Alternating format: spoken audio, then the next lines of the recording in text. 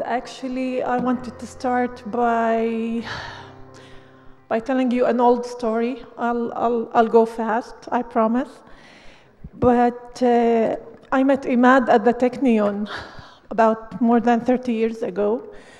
And Imad was studying electrical engineering out of a dream that he wanted to join the high-tech scene that was starting in Israel during the 70s and the 80s. But when he started looking for a job, he discovered that it's very hard for an Arab engineer to find, I did something wrong here, an Arab engineer to find a job, because most of the high-tech jobs were dominated by the military, by the security, and Arab engineers could not find a job there. So the idea was, if they do not hire us, we'll start our own company. And this is what happened. Like in 1993, we started our company in Nazareth. We started it as bootstrapping. Like, we started the company by selling one of our used cars, and Imad's father contributed 4 gold coins, and this was the start of the company.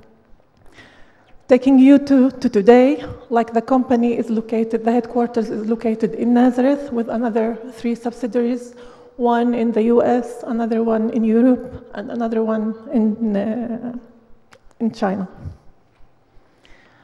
Part of the systems that we do manufacture, we are in the medical device arena and also in the research arena. The head count, we are about 85 employees, which is considered a very small company.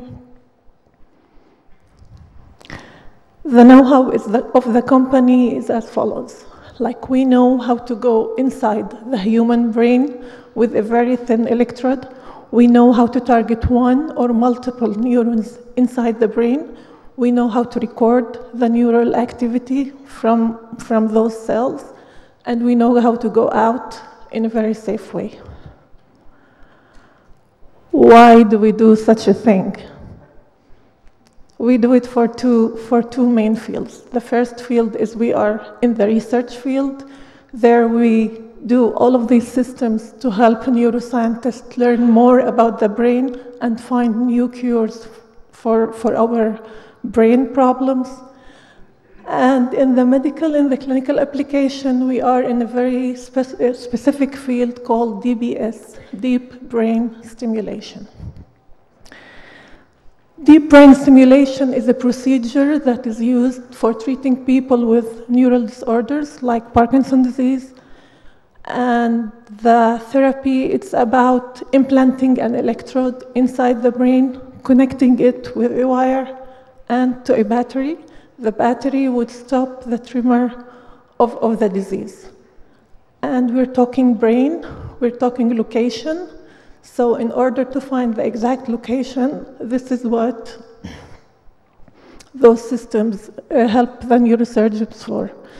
So we all know Google Maps, like we came here with Google Maps today. So what we do in our company is that we do the Google for the brain, the Google brain. Okay?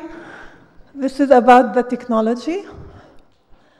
And just to brag about the technology.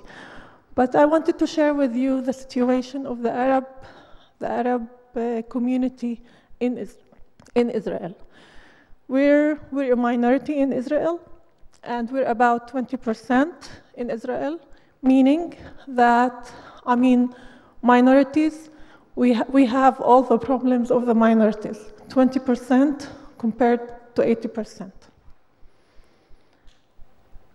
And actually, about 8 or 9 years ago, Imad and me, we were confronted with very, I would say hard numbers about our community. Though we are 21% of the population, we do contribute only about 8 or 9% to the GDP of the country. This causes loss to everybody, Like, because of that, we are losing about $8 billion every year in Israel, because not all Arab, what do you call it, people, they don't work. And I mean, if we're talking about poverty, we could see that about 50% of our families live below poverty line. So all of these numbers just started to struck us. I just continue about a little bit with the numbers, like our young people, only 25% go to pursue academic degrees, comparing to 50% of the Jewish community. Arab women, comparing to the Jewish community, only 35% working Arab women, comparing to about 80% of Jewish women. And, you know, the government used to say it's a matter of tradition, like Arab women do not like to go out. But if you look at the surrounding countries, at Jordan, at the other surrounding countries, the numbers are much higher than we have. So it means that we do have barriers of employment for the Arab community in Israel.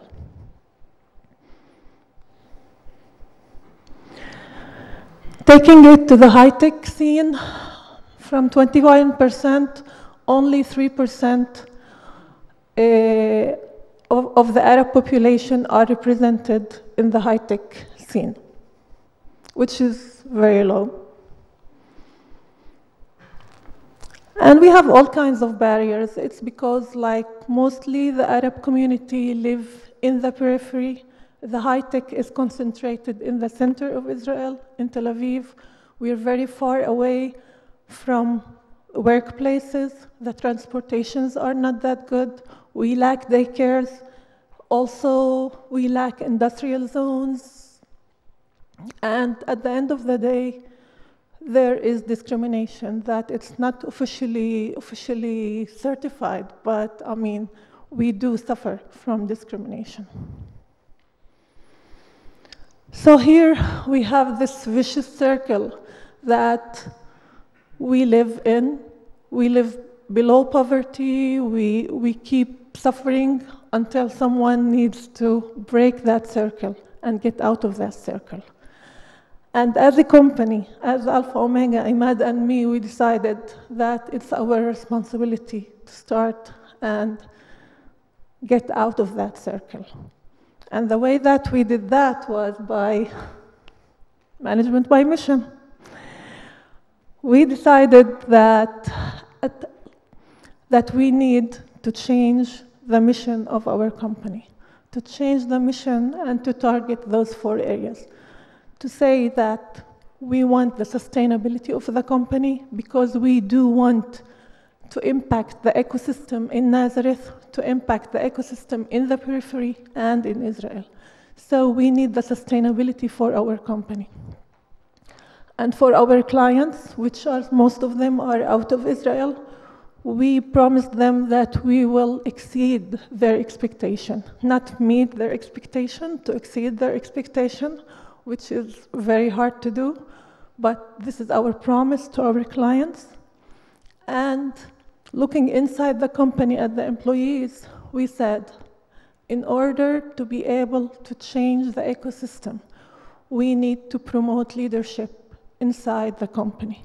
We need to promote leadership and entrepreneurship with our employees. We need to promote teamwork inside the company with our employees. We need to give them the tools for the day when they want to leave Alpha Omega and go out. We want them to be able to start their own companies in their villages, in their cities, and help us change the ecosystem that we have in the periphery. And all of that would change the community, and only in this way we can change the community and we can give back to the place that we grow from. Together with that, we have a very special set of values. If you look at the first value, it's not a value, but for Alpha Omega, it is a value. we promised that we would embrace diversity. Diversity is a positive thing, it's a blessing, it's not a curse, and we need to embrace diversity.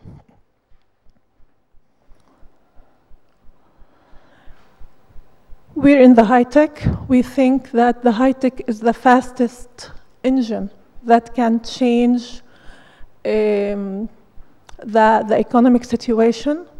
So we do want people to go to high tech, and we have our 3 E's for Alpha Omega, and we support everything that is connected to education, employment, and entrepreneurship.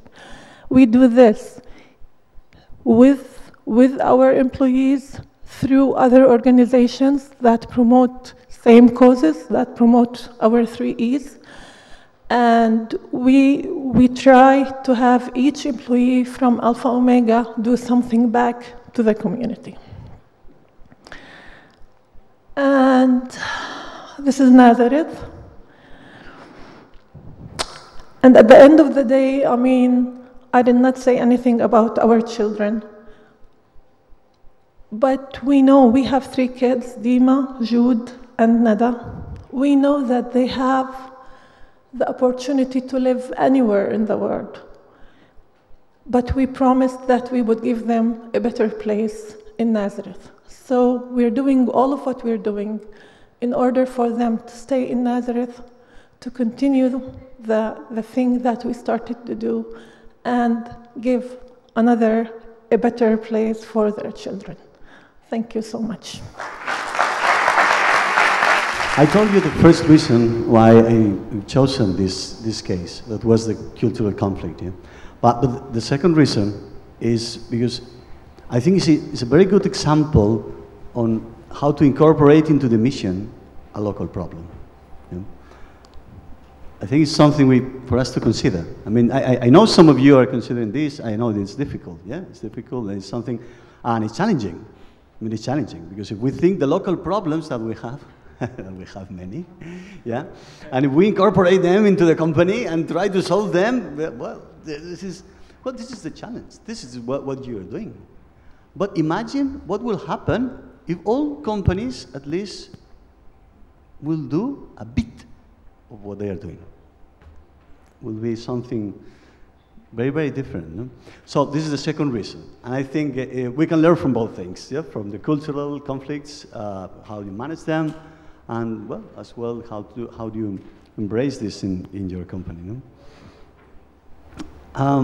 Yesterday, well, as some of you know, yesterday we had an academic event, a seminar. It was just for academics, so just 25 people that we were gathering yesterday together to make a meeting to share our research about management by missions. Because we have 25 people making research about you. Yes, we have. And other cases, etc. And yesterday we have different presentations for the full day, like about, Michele, were like 12 or something like that, from different countries. It was super good. And at the end of the day, Dr. Melé, that is, he is a professor of business ethics, was making the closing. He gave us 7 points for, well, he congratulated us and said 7 points for the future research in management by missions. And then all we were taking notes. And the 7th one, like he said, and I think the most important point that you need to really make a research, because we don't have many, yeah, is a topic that we have been talking today. And we have seen this in all the presentations. It's about the connection between personal mission and company's mission. Yeah, this thing that this is, and this is what I wanted to start with, if you allow me. Yeah, can you explain what the connection, yeah, between your personal mission and your company's mission? Thank you very much. As we heard from Reem, this company started because of some passion that we had. Like we as Arabs in Israel, we lived in a country that high tech is making a feast. Like, it's the country of high-tech, Israel, always. We hear about exits and different companies doing lots of new technologies, but in the Arab community, 20% of this people, we have nothing. This, in addition to this, the fact that it was very hard for me to find a job after finishing engineering, electrical engineering in one of the best institutions in Israel, I was not able to find a job. These two things created anger and some shame, maybe. And we decided we want to create high-tech in the Arab community. So this is some type of a mission, right? So we didn't know, like, this is a mission. So the company's mission is very connected with our personal mission. And the mission grew in time. And it started from a specific thing. Let's have high-tech in the Arab community. And it grew to be bigger, and what Reem showed. And then this idea of transmitting this personal mission in the company. So we were very lucky to have Pablo Cardona visiting us in Nazareth and presenting for the first time the management by mission, which we thought that, wow, this is what we need. This is what we need for this company in this huge diversity that we live in Israel.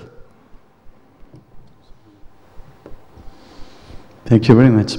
I think it's a great connection that, well, born is since the beginning that you had. And now we are worried about that, we are wondering, how you do it. I mean, then how you translate this to other people, because you have this, you have this passion, you have this idea, but then you're hiring people you're hiring engineers, that they have probably other motivations, and then you are in the market, etc. Let's start. What are the main difficulties that you have experienced while implementing management missions, trying to transfer and to really to participate, to make them to participate in this mission? It's important to emphasize about the diversity. Like we had a talk about from India, like there's 1.2 billion people with different diversity. We are in Israel, we are 8 million. And I think we have, I don't know if the same diversity as India or more. Like, just to give an example, we have 7 types of Catholics. Not of Christians, of Catholics, like 7 types of Catholics. We have 4 types of Muslims. We have numerous types of Jewish people come from all kinds of places in the world. So maybe when we speak about missions, so maybe each person has his own mission in Israel. And I think this is the source of creativity. Like this, this diversity, it is the base, it is the reason why we have conflicts in Israel and we fight, but it is also the reason for innovation.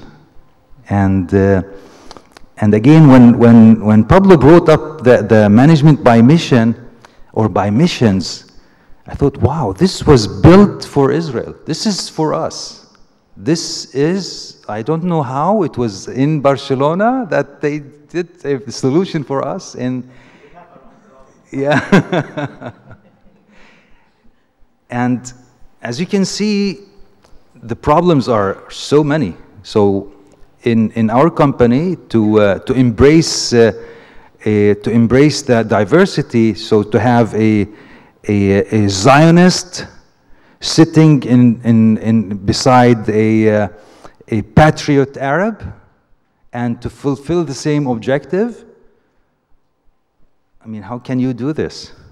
Yeah. This is almost a mission impossible. How can you do it? And you have the solution. The solution is management by missions. So this is one of the main problems. I'll give an example that happened last week. So last week, it was the Independence Day of Israel. One day before, there is a 1 minute siren to respect the soldiers, the Jewish Israeli soldiers that died during the independence. The Independence Day for the Arabs, we call it Nakba, which means the disaster. It's the catastrophe day. Okay? And we want to embrace diversity. How do you do this? It was a problem, but with the mission, with the strong mission that we have, we were able to connect with all the different people and have everyone respect his own vision, if he wants to stand or if he wants to sit, but everyone respecting the other in a way that, again, everyone is accepted under this mission. The most difficult thing in the mission is what Phil also touched, like you reach the person and his habits and character. The management by mission at the end of the day touches the soul of the person, and this is the most difficult thing to do. And not just with the employees, but with me. I need to change. Wow.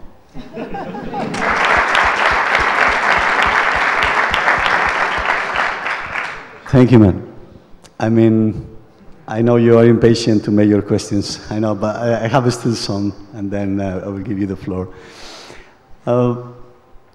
Then Imad was thinking in Alpha Omega you have the values that Reem was just explaining to us later. I think you have one value. I mean, we have some experts on values, indeed some academic experts in here about values. Yeah? But, and I was asking to him, how many companies that have magnanimity as value? Yeah? This is not a common one. I mean, I was surprised the first day when we had this discussion, and, well, you explained it very well. Can you explain us why you selected this one and how you live this value in your company, magnanimity? When my father talked about someone and he said, like, he is magnanimous. For me, I mean, I did not ask questions. I know that he had the right set of values. Like, you don't question anything about the person who is magnanimous.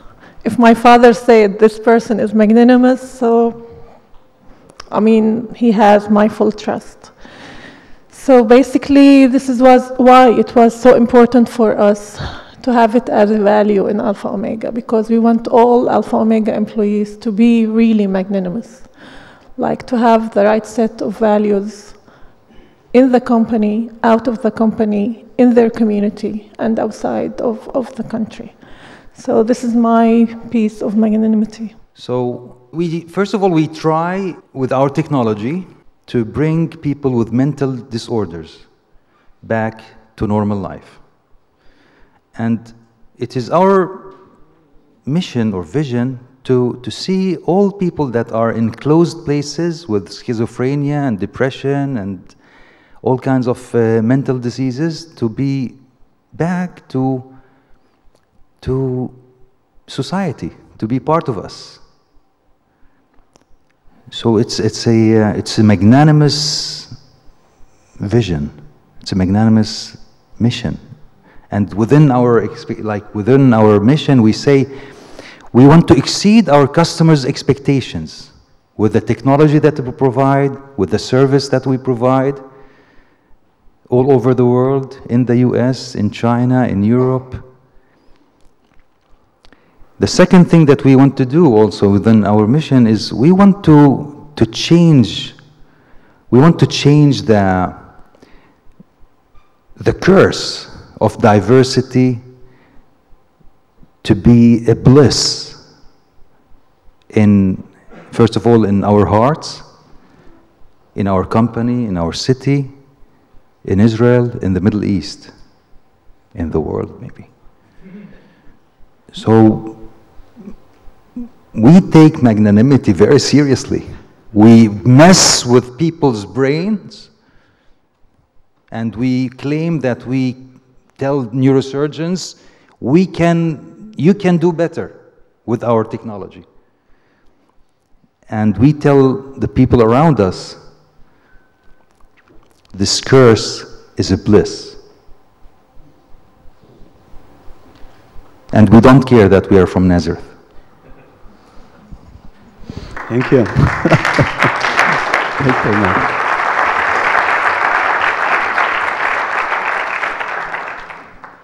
Well, then another of your values is prudence.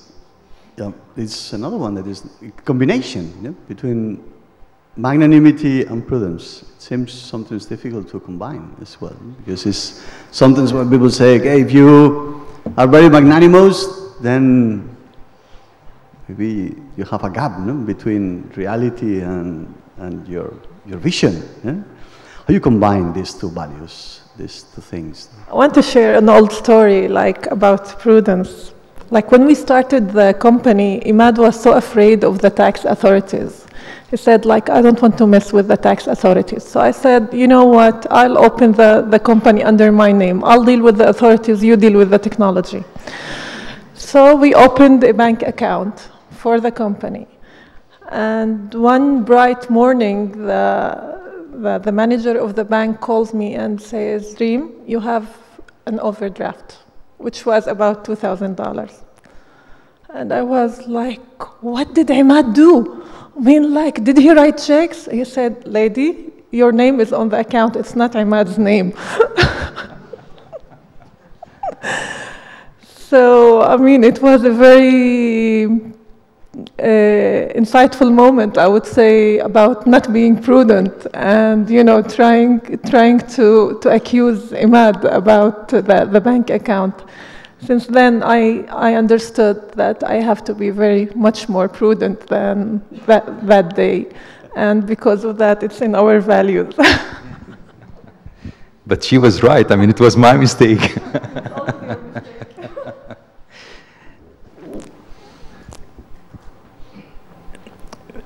Being magnanimous doesn't mean being reckless. I mean, at the end of the day, prudence is also built in within our mission. We are a medical device company working in the brain. We insert stuff in the brain, and the brain is very delicate, and we insert all kinds of electronic, mechanical devices that are controlled by software. This is super dangerous. And one of the main topics that we deal with in the company is always risk. Risk. How this innovation is going to risk the patient. What precautions did I take to prevent any risk to the patient or the user? So risk analysis and risk management is a very profound thing that we do in the company. So we are very prudent. We are very like we are in the top-notch high-tech industry in a very serious field, and we as R&D people need to be very prudent with the software that we write, with the mechanical devices that we design, with the electronics that we design. We as support people need to give the best support so that the systems that are operating on every human will work during every surgery. We as salespeople will not promise dreams to neurosurgeons, and so in every aspect, in QA, in regulatory, in production, in every aspect, we need to be very prudent when we speak with our customers, when we affect our patients. So the two things, magnanimity and prudence, go very well together. Prudence doesn't mean to be coward or to stay at home. So to be magnanimous, you have to be prudent, in my view. Imad, 2 years ago in the fourth edition of this symposium, we talked about sustainability. I don't know if you remember, I introduced your case. Yeah? Because you have in your mission something that you can see you can think that is like a slogan. No? This I read is inspire new generations. Yeah, so it sounds very well when you read this in a company, but because I know you, I know that in your case is something super real. Yeah, this is not something that okay we are doing very good things and then we are going to inspire new generations. No, you are taking action really, because you don't think. I think you don't think just for today, but really what you're doing, what you have in mind is new generations. Is how you, can you explain us about this?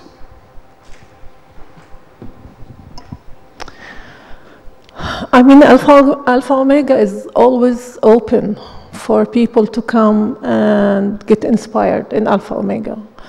And we do lots of activities outside of Alpha Omega. About 3 years ago, I organized a day at one of the villages in the Triangle area at Fahim. It's a very religious, it's not a village actually, it's a city, but it's a very closed religious city.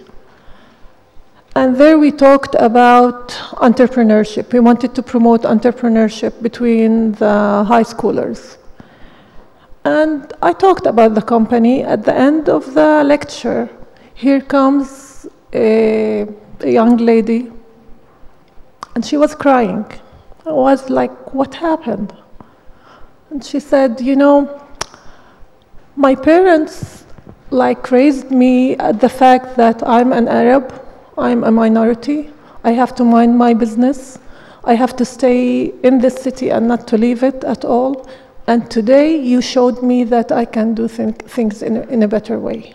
Today you showed me that I can go and pursue my higher education. I can be an engineer, I can be a doctor, I can be whatever I want. And for me, I mean, there were about 300 people, 300 young people in the hall. I mean, touching only one person. Touching one person that will be a leader, I mean, I would call that inspiring the new generation. So the things that we're doing, I mean, you don't know who is in the audience. You don't know whom you are inspiring. But going out and speaking to all the people and touching only 0.5% of those people, it is changing the world to a better place.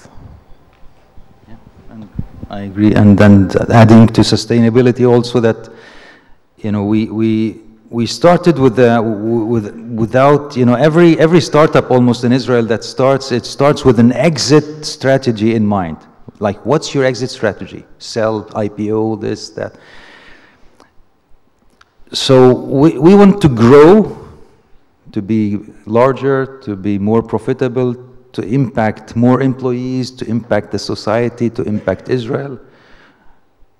But but we don't know. We are in business, and we are in the big market, and in medical device companies, we have lots of big players. We don't know what's going to happen, but our strategy is to stay and grow and impact. So, yeah.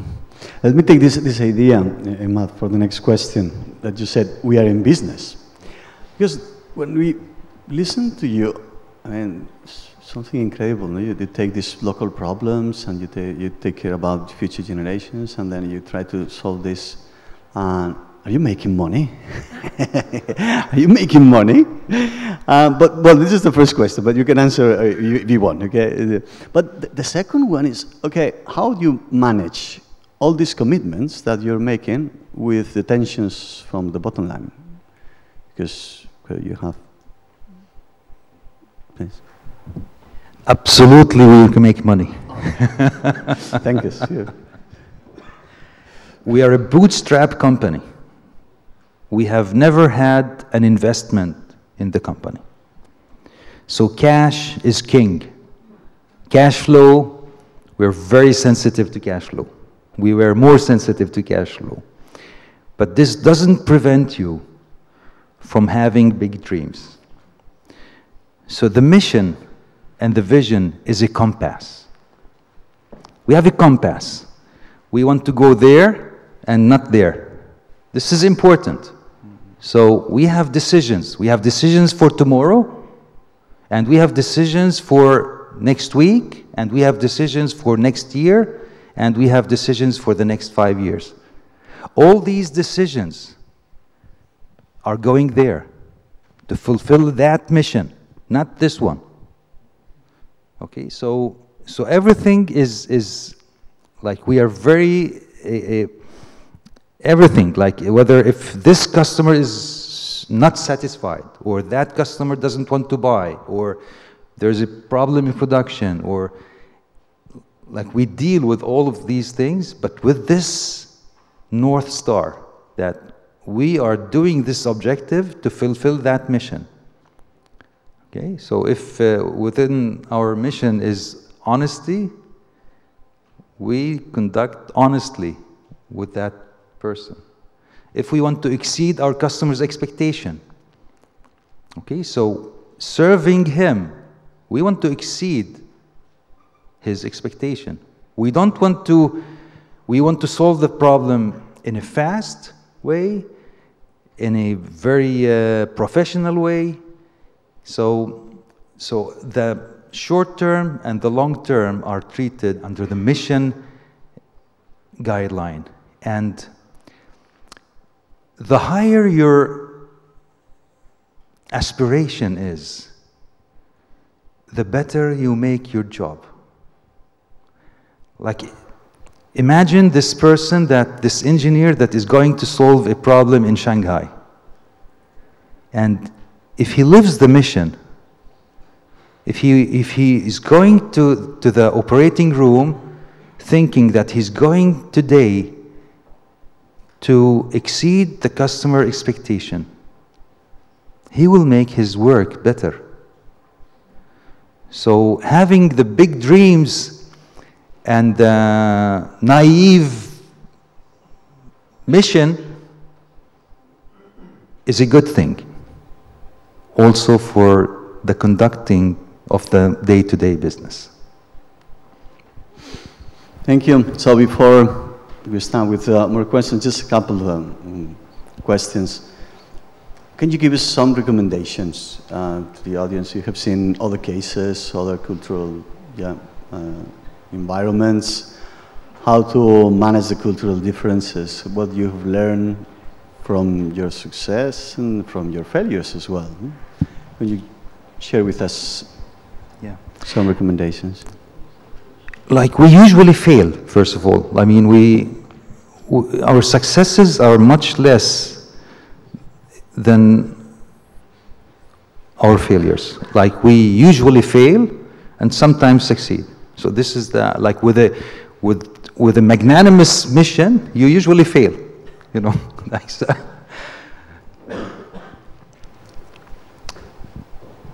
We have three things.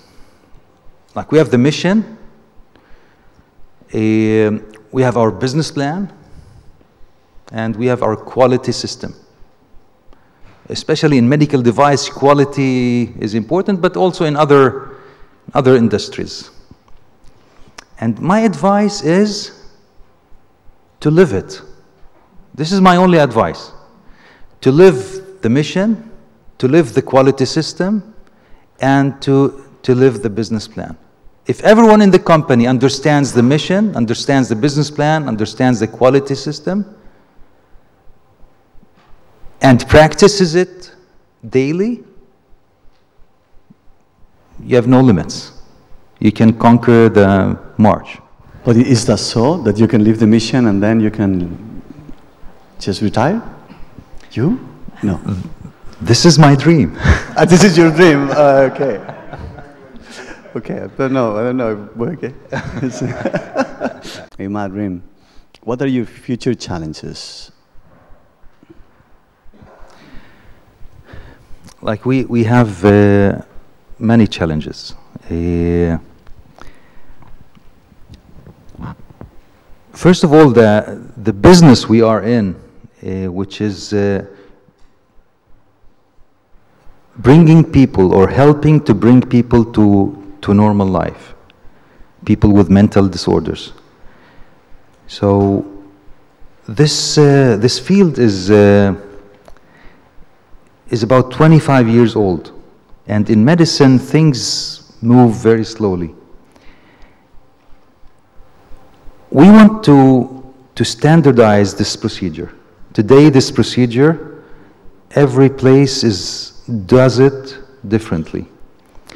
And we want to optimize this process, this implantation process of this electrode that gives electrical pulses in the brain.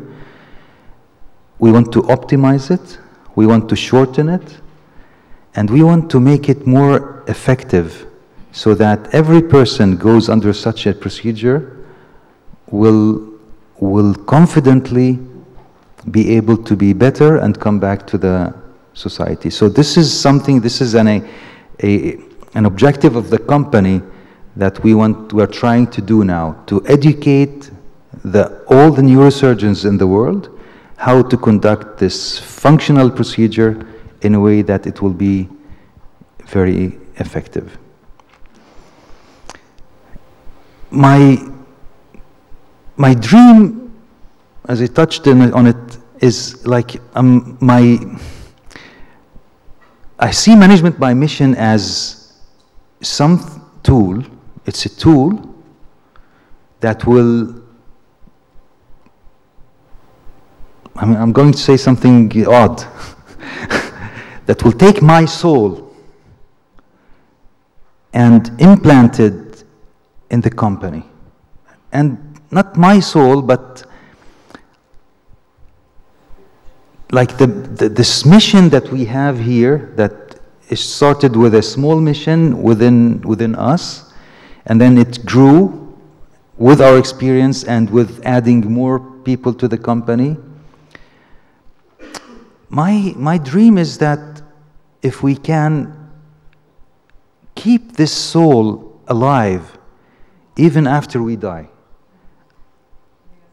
and I don't know if management by mission is the answer, but this is my aspiration, that we have in Nazareth, because it's a very important city for Christianity.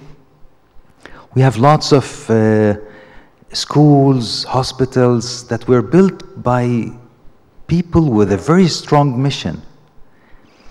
Now, sometimes you go to such hospitals or schools and you look for the mission and you don't see it.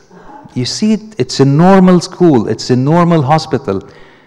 And where the founder of that hospital or that school, he was so passionate, he or she, and built something so beautiful. And I want that even after we die, that this mission, or this collective missions, continue, where leaders are grown up under this mission carry it to the next generation and the next and the next and the next. Like naive, I told you.